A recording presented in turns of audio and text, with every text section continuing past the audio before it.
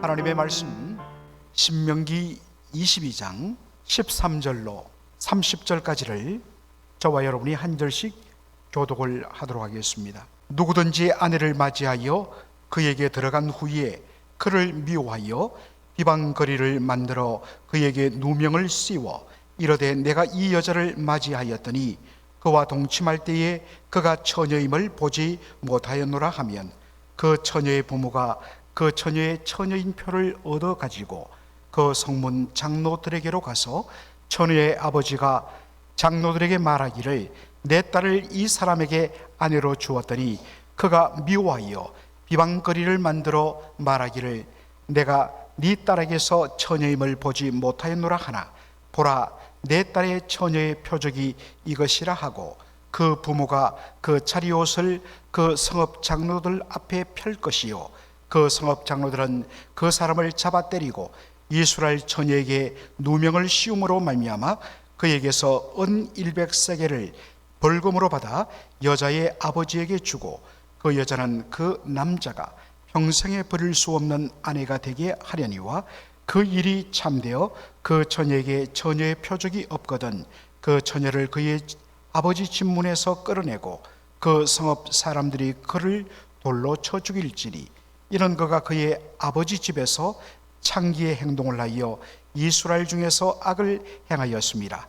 너는 이와 같이 하여 너희 가운데서 악을 제할지니라.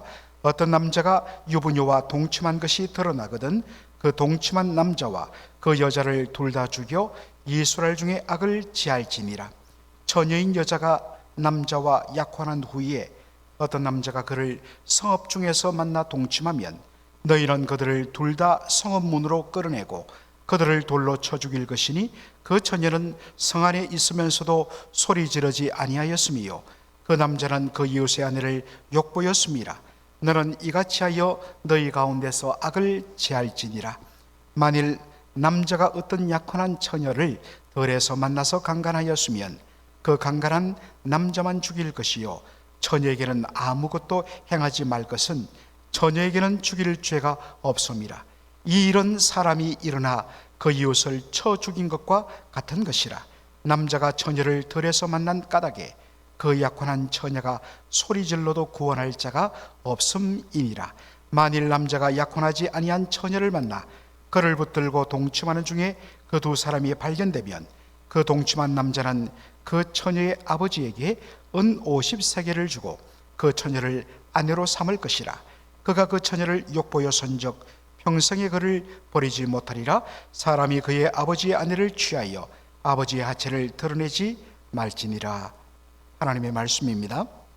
요즘 한국은 성에 대하여서 굉장히 개방적인 분위기입니다. 여러분이 이민 오기 전에 한국의 모습 또 20, 30년 전의 모습과는 많이 다릅니다. 제가 대학생이던 1980대 중반만 해더라도 유럽은 성에 대해서 굉장히 개방적인 그런 분위기로 들었습니다. 그렇지만 그 당시만 해도 어떤 의미에서는 드러내놓고 성에 대해서 이야기하는 것조차 왠지 조심스러운 그런 분위기였습니다. 그런데 요즘은 한국이 유럽의 이상으로 완전히 개방적인 분위기입니다. 이것은 여러분들 10대, 20대, 30대의 문제가 아닙니다. 40대, 50대, 60대 나이를 뛰어넘어서 굉장히 개방적이고 자유로운 그런 분위기라고 합니다. 그러다 보니까 일찍 어떤 면에서는 한국이 아직도 유교적인 그러한 질서와 문화적인 관습이 자리 잡고 있던 그때 이민 온 우리 이민자로서는 굉장히 어색하고 굉장히 낯섭니다. 그런데 한국의 드라마를 가끔씩 한 번씩 이렇게 보면 와, 그 대화라든지 주제가 얼마나 개방적인지를 알 수가 있습니다. 이런 분위기에서 교회의 어떤 그러한 좀 보수적이고 좀 그런 분위기 속에서 성에 대하여서 설교한다는 것 굉장히 참 쉽지 않은 일입니다. 왜냐하면 아까도 성경을 읽는데 여러분들 갑자기 소리가 조금씩 낮아져요. 약간 좀 무안하고 어색한 그런 내용들이 계속 반복되기 때문입니다. 그래서 가능하면 여러분 아마 신앙생활 평생 해오면서 이런 본문을 설교 본문으로 잡는 그런 설교자는 없을 것입니다.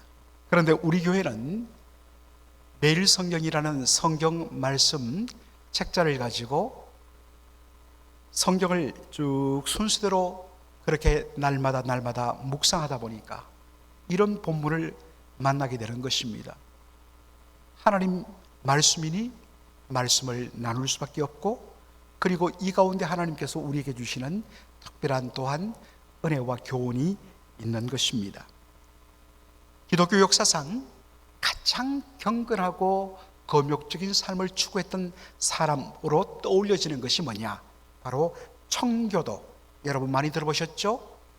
청교도, 푸를 청자 혹은 맑을 청자, 퓨리탄스, 정말 깨끗한 자. 얼마나 이 사람들이 철두철미하게 거룩하고 구별된 그러한 삶을 강조했던지, 이 사람들을 비아냥거려서 나온 말이 청교도였습니다. 이들은 가장 경건하고 또한 쾌락을 멀리하며 거욕적인 삶을 살았던 그러한 사람들로 인식됩니다. 바로 그러한 청교도의 분위기를 어느 정도 볼 수 있는 것이 여러분 제가 예전에도 소개했던, 그리고 여러분 소설이라든지 영화로도 보았던 나다니엘 호돈의 바로 주홍글씨 스칼렛 레터입니다. 정말 그 소설을 보면 그 17세기 뉴 잉글랜드 청교도들이 그렇게 공동체를 이루고 신앙생활하던 그들의 모습을 그 소설에서 볼 수가 있습니다. 야, 한편으로는 경건하다, 한편으로는 너무 숨막힌다라는 생각이 들기도 합니다. 제가 어릴 때 고향교회 목사님으로부터 청교도에 대해서 사실 참 많은 오해가 있습니다. 저는 교회사를 전공했기 때문에 이것이 얼마나 오해인지를 잘 아는데, 어릴 때 청교도에 대하여 저희 교회 고향교회 목사님께서 이렇게 말씀하시는 것을 아직도 머릿속에 담고 있습니다. 청교도들은 성생활을 쾌락으로 여기는 것을 굉장히 두려워했다는 것입니다. 그래서 절제하는 삶을 살기 위하여 아이를 출산할 때만 부부가 관계를 맺고, 그 이후에는 어떠한 성적인 삶도 경건한 삶을 위하여 멀리하는 거욕적인 삶을 살았다. 그런데 이것이 얼마나 잘못된 그러한 주장인가? 저희 교회에 아마 있는지 모르겠습니다만은 청교도 이 세상의 성자들이라는 워들리 세인츠라는 영어 제목의 릴랜드 라이컨이라는 위튼 대학의 영문학과 교수님이 쓰신 청교도에 관한 책이 있습니다. 이분이 청교도들의 그러한 책들을 다 살피면서 얼마나 청교도들에 대하여서 그동안 미국 그리고 외국에서 오해했는지를 밝히는 너무너무 좋은 책입니다. 이분의 아드님이 현재 위튼 대학의 총장이신 필 라이컨 총장이기도 하십니다. 이 책에 보면 청교도에 대한 왜곡된 생각을 바로 잡는 데 힘을 씁니다. 그 중에 하나가 청교도의 성에 대한, 섹스에 대한 바로 생각입니다. 청교도들은 부부간의 성적인 행위를 결혼 생활의 가장 근본적인 중요한 일종의 하나로 오히려 여겼습니다. 그들은 말합니다. 성은 하나님께서 우리 인생에게 주신 가장 큰 선물이요 즐거움이다. 다만 그 고귀하고 놀라운 선물을 누리는 범인은 결혼한 부부여야 한다라는 것입니다. 그러므로 성과 관련된 주제를 성경이 분명히 이야기하기 때문에 교회에서 이런 본문들을 다루는 것이 저는 옳다고 생각합니다. 신명기 22장 13절로 21절을 보면 부부 생활을 하는 중에 남편에 의해서 부당한 그런 의심을 받는, 정조의 의심을 받는 여인들을 어떻게 다룰 것인가를 바로 말씀하는 내용이 있습니다. 한 남자가 한 여자를 아내로 맞이하여 결혼을 하다가 어느 시간이 지나면서 그 아내에 대하여 실정이 납니다. 그래서 이혼의 빌미를 잡기 위하여 아내가 결혼하기 전에 이미 어떠한 남자와 관계를 가져 처녀가 아니다, 첫날 밤에 보니까 그러한 처녀됨의 증거가 없었다라고 그렇게 고발을 합니다. 고대 근동 문화에서는 여성의 정조를 굉장히 중요하게 여겼습니다. 그런 분위기가 지배하는 사회에서 이 사람은 처녀의 표시가 없다라는 것은 완전히 부정한 여인으로 낙인 찍고 그 사회에서 살아남지 못하게 만드는 무서운 말입니다. 그런데 하나님께서는 당시 사회적인 약자였던, 모든 것이 남성 중심의 지배 사회였던 바로 그 당시 엄혹한 사회 속에서 바로 사회적인 약자인 여성이 보호받는 길을 열어주시는 것을 보게 됩니다. 그것이 뭐냐면 그 여인의 친정 부모가 성문 장로들에게 찾아가는 것이었습니다.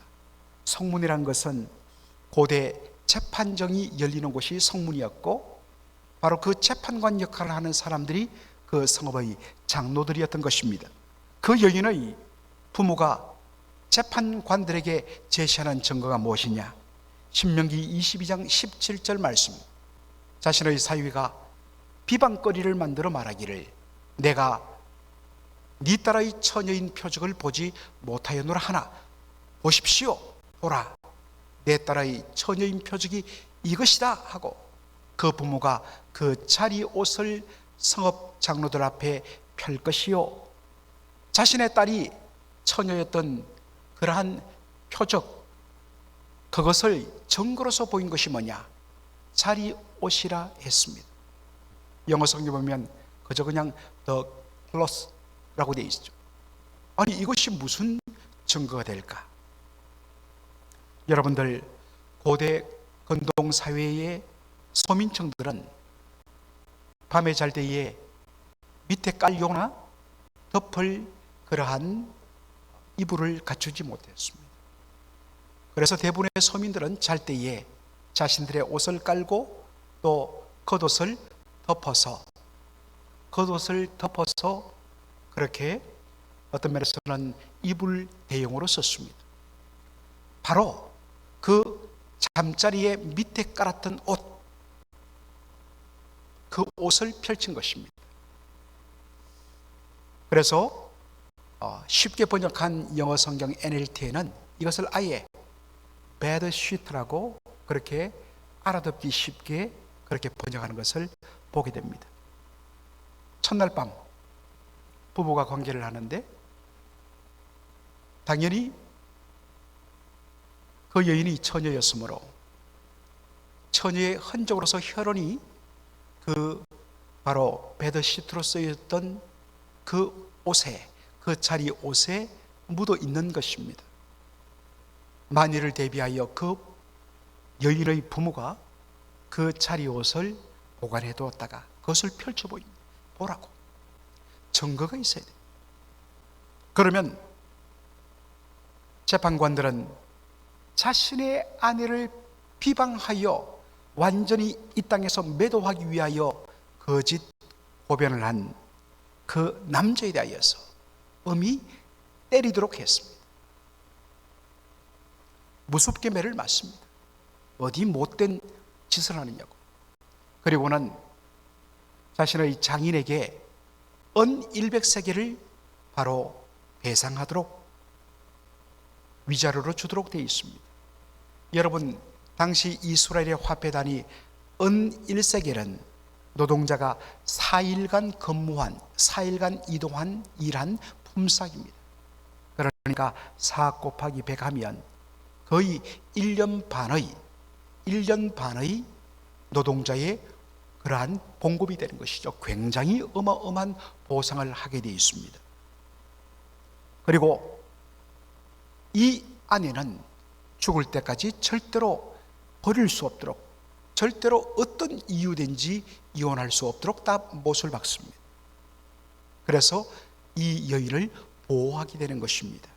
신명기 22장 22절로 29절 보면 부부관계를 벗어난, 하나님께서 부부관계를 통하여 주신 이 놀라운 축복의 선물인 성, 부부간에 얼마든지 그것을 기쁘게 누릴 수 있는데, 그 부부관계를 벗어난 성관계에 대하여서는 엄격하게 처벌 규정을 둡니다. 한 남자가 한 여자, 둘 다 유부남, 유부녀입니다. 그들이 동침한 것이 발각되면 어떻게 하느냐? 그 두 남녀를 모두 끌어내어서 돌로 쳐 죽일 것을 말합니다. 한 남자가 약혼한 처녀인, 약혼한 상태인 처녀를 대상으로 동침하다 발견되면 이 둘 다 역시 돌로 쳐 죽일 것을 명하고 있습니다. 그런데 만일 어떤 한 남자가 돌판에서 약혼한 상태에 있는 여자를 만나서 몹쓸 짓을 한다면 어떻게 할까요? 그 몹쓸 짓을 할 사람은 반드시 쳐 죽이라. 그러나 정말 욕을 보고 고통을 당한 그 처녀는 보호하라. 이유는 돌판이기 때문에 아무리 구원의 요청을, 소리를 지르더라도 들을 사람이 없기 때문이라는 것입니다. 여러분, 성적인 피해를 당한 여인들에 대하여 얼마나 3500년 전의 하나님의 말씀은 철두철미한 약자의 보호를 말씀하고 있습니다. 저는 보지 못했습니다만 유튜브를 통해서 그 편집된 요약본을 한번 보았는데, 작년에 반영되어 큰 한국에서 인기를 끌었던 드라마 연인이란 드라마가 있습니다. 조선시대 병자호란, 청나라에 의해서 조선이 침공당하여서 남한산성에 버티다가 인조가 항복하고 바로 무릎을 꿇었던 그 치욕적인 병자호란을 배경으로 한 그러한 드라마입니다. 당시 수많은 조선 여인들이 청나라의 볼모로 끌려갔습니다. 그래서 몹쓸 그러한 짓들을 당했죠. 그리고 나서는 여차저차해서 다시 고향으로 되돌아온 여인들을 당시 이끌는 말이 환향여였습니다. 돌아올 환자, 고향 향자, 고향으로 돌아온 여인들이란 뜻입니다. 그런데 이것이 나중에는 정말로 몹쓸 욕으로 변질되었죠. 이들에 대하여 조선시대 할아버지, 할머니, 특별히 남자들은 어떻게 했느냐? 우리 집안을 그렇게 우리 집안의 명예를 더럽혔다 해서 자식으로 받아들이지 않고 배척을 했습니다. 그리고 욕을 퍼부었습니다. 이 나라의 가장 힘없는 어린 자매들이, 딸들이 끌려가 왜 몹쓸 짓을 당했는가? 정권을 잡고 나라를 지켜야 할 왕과 신하들이 제 노릇 못하고 아버지와 남편들이 제 노릇 못해서 자신의 딸들과 아내들이 수욕을 당했는데 얼마나 무책임한지. 그러므로 이 유교법이란 것이 얼마나 거짓된 그러한 법이요 질서인간을 보여주는 것입니다. 성경은 철두철미하게 연약한 자의 편에 서서 약자의 억울함과 서러움을 품어주는 그러한 말씀을 우리에게 하고 있습니다. 아픔을 당한 여인들은 오히려 보호받아야 되고 위로받아야 되고 그것을 치유해 주는 것이 참된 믿음의 공동체의 역할이란 것입니다. 교회는 그런 의미에서 약자들에 대하여서 늘 관심을 가져야 됩니다. 이런 아픔을 가진 자들이 위로받고 치유받도록 품어줘야 됩니다. 진정 우리가 예수 믿는 사람들이라면 하나님의 은혜와 긍휼을 받은 사람이라면 그런 분들을 향하여 손을 내밀고 품어주고 섬겨주고 위로해주는 것이 옳다는 것입니다. 말씀을 마무리하면 다시 한 번 더 우리가 이 성에 대하여 올바른 가치관을 확립할 필요가 있다는 것입니다. 웨스트민스터 신학교의 설교학 교수로 말년을 보내셨던 탁월한 성경 강해 설교하였던 켄트 휴즈 목사님은 성을 하나님이 주신 가장 고귀한 선물이요 축복으로 여겨야 된다라고 합니다. 다만 이 복을 마음껏 누릴 수 있는 그 범위는 철두철미하게 부부관계여야 한다. 그런데 세상은 나이가 갈수록 성적으로 무질서하고 왜곡됩니다. 어떤 의미에서는 공공연히 자신의 배우자를 벗어나서 그러한 친구 한 사람 얼마든지 가질 수 있고 누릴 수 있다는 말이 회자되고 있습니다. 그러한 세상 속에서 예수 믿는 사람들이 살아가고 있습니다. 어떤 면에서는 너무 바보스럽지 않느냐? 왜 그렇게 고집식하느냐? 여러분의 믿지 않는 친구들이 말할지 모릅니다.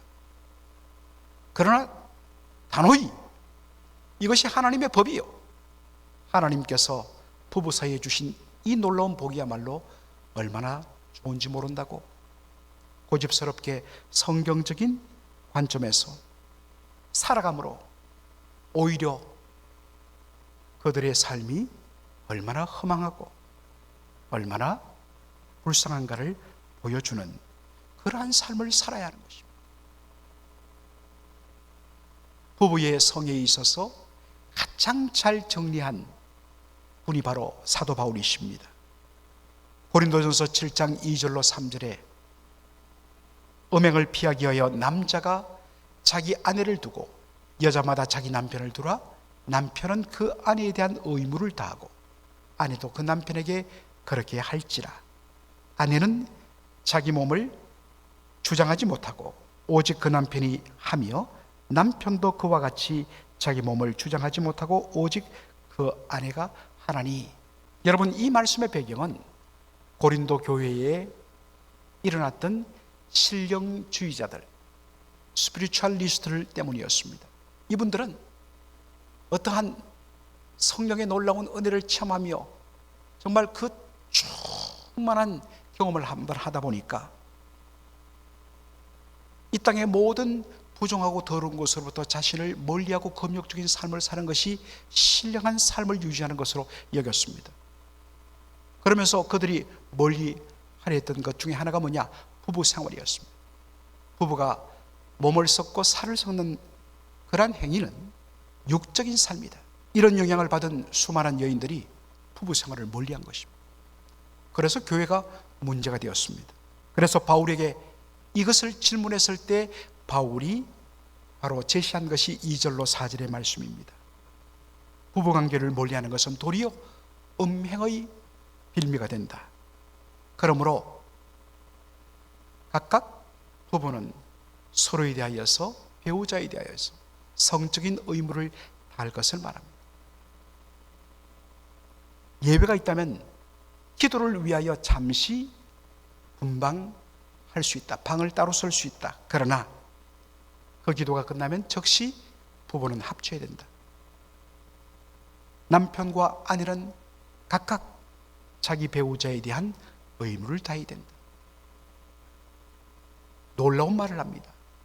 자신의 몸은 자신의 것이 아니라 아내의 것이요, 아내의 몸은 아내의 것이 아니라 남편 것입니다. 그러므로 자기의 배우자를 향하여서 힘을 다하여서 섬기고 봉사하는 것, 서로 섬기는 것, 서로 사랑하는 것, 이것이 올바른 그러한 부부 생활이란 것입니다. 어떤 의미에서 이 자리에 모이신 우리 이제 어느 정도 다 연세가 드신 우리 성도님들은 바로 어떤 의미에서는 자녀들, 그리고 우리의 바로 자손들에게 성경이 말하는 올바른 성에 대하여서 말할 필요가 있습니다. 오픈하고 가르치고, 그래서 올바른 하나님 백성에 합당한 삶이 무엇인가를 그렇게 여러분 가르치고 교훈할 필요가 있습니다. 감추는 것이 아니라 도리어 오픈하고 바르게 가이드하는 것, 이것이 먼저 예수 믿는 저와 여러분의 삶인 줄로 믿습니다. 기도하겠습니다. 하나님 우리 아버지, 은혜와 사랑을 감사드립니다. 오늘 신명기 22장에 나오는 성과 관련된 여러 가지 내용들에 대하여 저희들이 다뤄보았습니다. 교회에서 잘 다루지 않는 그런, 때로는 약간 어색한 그러한 말씀이기도 하지만 사실은 이것이 너무나도 분명하게 그리고 소중하게 다루어야 할 내용을 다시 한 번 더 확인하였습니다. 주여, 다시 한 번 더 부부의 사랑을 다양한 방법으로 확인하며 서로를 위하여 의무를 다하며 서로를 향하여서 헌신을 다하는 저희들의 삶이 되게 하여 주시옵소서. 세상은 날이 갈수록 정말로 너무나 부패하고 타락해가고 있습니다. 그런데 이 물결이 교회 안에도 밀려오는 것을 보게 됩니다. 주여, 단호하게 성경적인 올바른 성윤리로 정말 건강한 가정을 세움으로 이 어두워져가고 더러워져가는 세상 속에서 진정 무엇이 참된 그러한 기쁨이요 삶인가를 보여주는 성도의 삶이 될 수 있도록 주께서 인도하여 주시옵소서. 예수님의 이름으로 기도합나이다. 아멘.